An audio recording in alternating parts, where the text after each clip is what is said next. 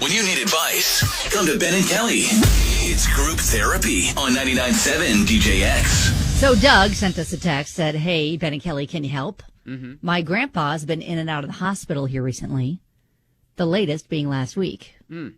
Well, one day, last week, this one nurse just made an impression on me. But she was at work taking care of my grandpa, so I kind of let it go. Plus, as gorgeous as she is, I'm sure she gets hit on all the time at the hospital. Well, a few days go by, and I can't get her out of my head. Mm-hmm. I go on about my day as usual, when all of a sudden, I run into said nurse again, but this time out at a local retail store. Okay. We look over at the same time, and I'm like, dang, I know her from somewhere. And it clicked. Well, she was with a friend or a sister, so again, I left it alone. Mm-hmm. Well, Monday, I sent her flowers, thanking her for being such a good nurse to our grandpa, and I left my name and number at the end of the card. I would have delivered them myself, but I didn't want her to feel pressured to respond in a certain way and wanted her reaction to be genuine. It's been 3 days, and I haven't heard from her. So what do I do? Do I chalk it up as a loss and move on? Do I give it more time? Do I reach out again? Thanks for your help. Wow. Is there a... I don't know. I'm not a nurse. I'm not a caregiver, obviously. And I don't know. I haven't been able to see her interaction with him or see if there were looks, glances, something that might indicate she's interested too. Yeah, but I mean, well, beyond that, is there just a rule in that sort of line of work where it's like, yeah, you're not allowed to date your patient's client's family? Yeah. Family. Yeah, Mm-hmm. exactly. Is that a sort of a thing? Yeah, Megan says, I think you might have to let this go unless you see her a third time, and then maybe you can gauge the interaction there. And then really? Gerald let is it, being let it go? Yeah, Gerald is kind of saying the same thing. Just because you're into someone doesn't mean they're into you.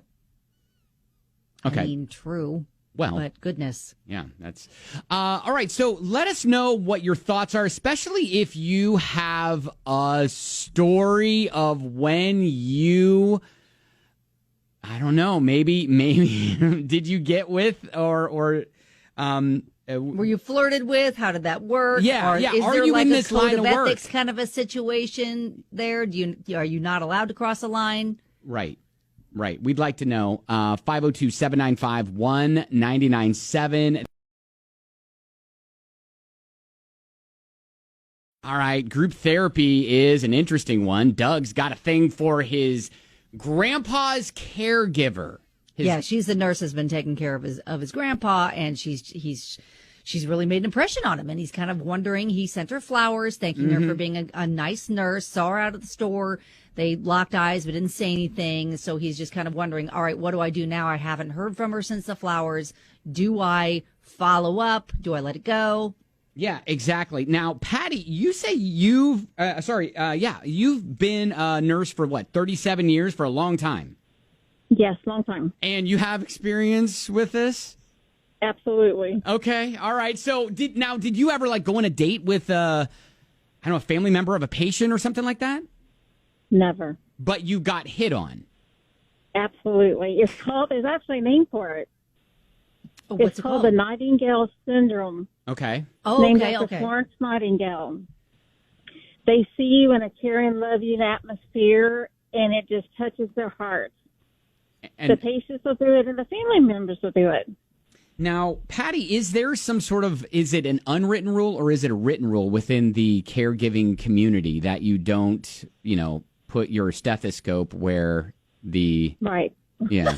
I don't I'm trying Where to are we putting the stethoscope? Where are we putting that stethoscope? Where are you putting the tongue depressor where the tongue depressor don't shine? I don't know.